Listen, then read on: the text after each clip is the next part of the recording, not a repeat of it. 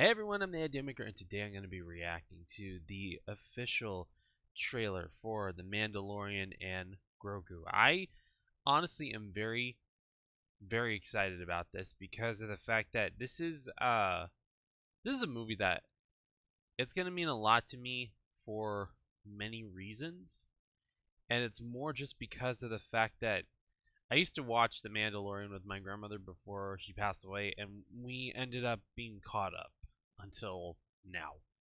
But honestly, I'm very excited for what The Mandalorian has to bring, especially because that this is a show that I think that definitely deserves the treatment to get a movie for their own show.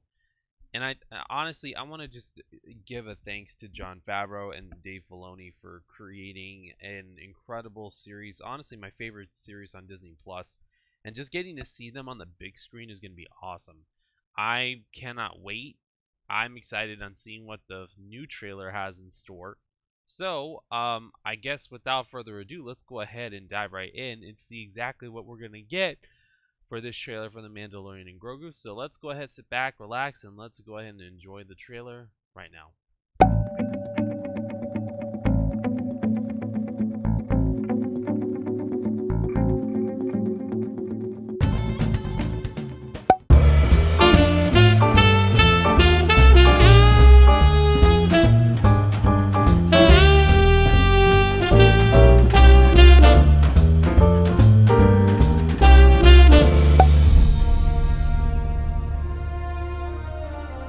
Ooh, this is so cool. Oh, wait, is that R2? Oh. Hey, never touch the buttons. I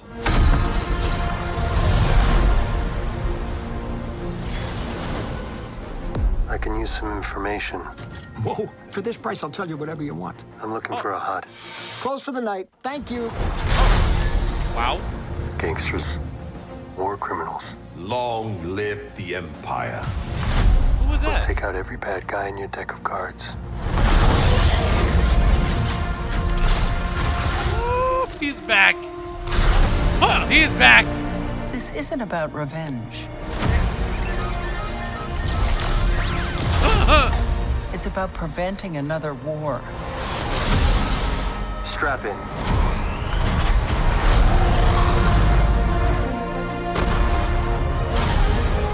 There he is. Who's that? It will be his turn. Man, Pedro Before Pascal's going gonna be into busy harm's this way, year. check your armor. Oh, he's got the armor on. The kid will live centuries beyond me. I won't always be around to protect him. Oh, this is Are gonna you be interesting. scared? You should be. Do we run Whoa! or do we fight? I like this kid. This is gonna be awesome. This is gonna be awesome. What are you waiting for?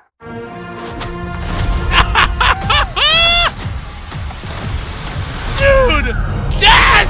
He's got a little mini pram that is motorized! Dude, this looks fun. This looks fun. Oh, Let's save the rest for after dinner. he's got the cookies back! Dude, that's... Okay, I'm excited. I really am excited. Okay. There's a lot that's going on here that is making me very excited for the future of Star Wars, and I honestly cannot believe this is really happening. I feel like this is going to be one of the best Star Wars movies to be in the theaters. I honestly can't wait. So, this is just exciting to me. This is really exciting to me. All right, let's go ahead and dive right into the discussion part of the video. I'm really excited for Mandalorian and Grogu, not just because of the return of Pedro Pascal, not just of the return of Baby Yoda, but just also the return of that part of the franchise where I feel like we haven't been in a little while. The last time we've been in that area was with Skeleton Crew, technically, but I feel like this is a show. When it first started out, it was a show that, nobody felt like they knew what was going to happen. They didn't know what kind of cultural phenomenon this was going to be. This was a worldwide phenomenon that was taken by storm. And The Mandalorian changed a lot of Star Wars, by the way. It did, in so many different aspects of the space opera genre. It changed what Star Wars could just stick to. It showed that it didn't have to deal with Jedis. It didn't have to deal with so many of the politics. It instead changed it to where you could talk about the bounty hunters, the space western side of Star Wars that we never got to see in a whole entire franchise of its own. And The Mandalorian chooses to prove that not only is it a show that could be headlined by somebody that, at that point, Pedro Pascal, I feel like, was a known actor, but not as known as now after the success of this series. I feel like when he got casted for Wonder Woman 1984, I think that the people at DC were thinking, "Oh, he's gonna make it huge. He's gonna make it big with this movie." I honestly feel like he could have, but it wouldn't have been as big as it is now if it wasn't for him being in The Mandalorian, because The Mandalorian is where I see that he's got what it takes to be an actor where, like, a leading man. And even when he was in Fantastic Four First Steps, it proves that point. It brings that point home. And I think that what makes it important for us as people when watching a Star Wars franchise is that Pedro is one of those guys that, he can do a lot. And he can do action, comedy, thriller. I bet he can do horror. I've never really seen him in a horror movie of some sort, but maybe it's because I haven't really been watching too many movies with him. I know that he's in Game of Thrones. I know that he's in The Last of Us, which technically would count as a horror, I guess. But I really feel like he is an actor that has proved himself many times over, even though that there's a lot of people that sometimes feels like he's being overcasted in way too many things. Just like how they think that Chris Pratt is being overcasted in a lot of projects. I think that Pedro Pascal honestly is my favorite just because of the fact that I've had more memories in a shorter amount of time with Pedro as a Mandalorian, because there's more instances where I can remember a lot of with Pedro Pascal's characters than with Chris Pratt's, and not because I think Chris is a bad actor. No, he's a really great actor, but with Chris, the stuff that I can remember is the Lego Movie, because I watched that movie about 4 or 5 times in the theaters.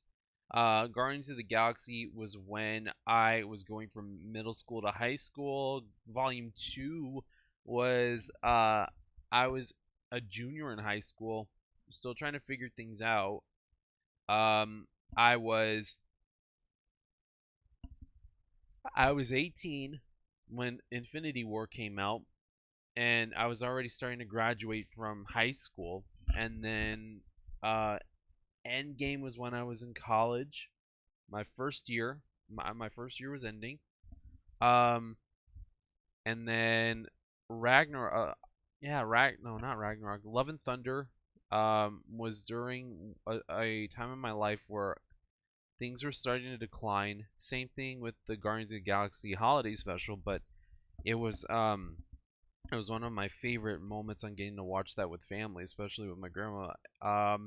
And then Volume 3 was one of the best summer vacations that I had during when I was in college. Actually, no, it was already when I was out of college, I think. Yeah, no, it was when I was out of college, because I graduated by then. With The Mandalorian, it was different because my grandmother was already in dialysis when The Mandalorian came out, and we bonded over this show. And this was one of the first things that we watched together when I was a kid. or technically a young adult at that point. Well, teen, because 19, yeah. 2020 was when I watched Wonder Woman 1984 on HBO Max, when they were doing the 30 days on HBO Max and then stick to the theaters and then it comes right back. And then watching season 2 of Mandalorian when my grandmother was in the hospital again. Sorry, just a little tired.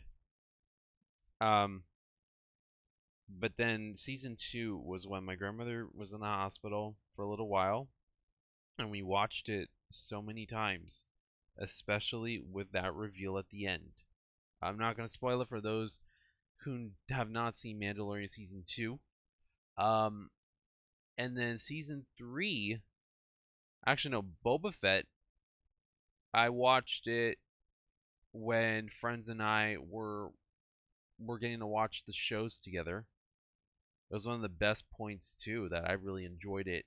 And then with season 3, I was already about to graduate from college. Ahsoka I was watching during when I had my first job.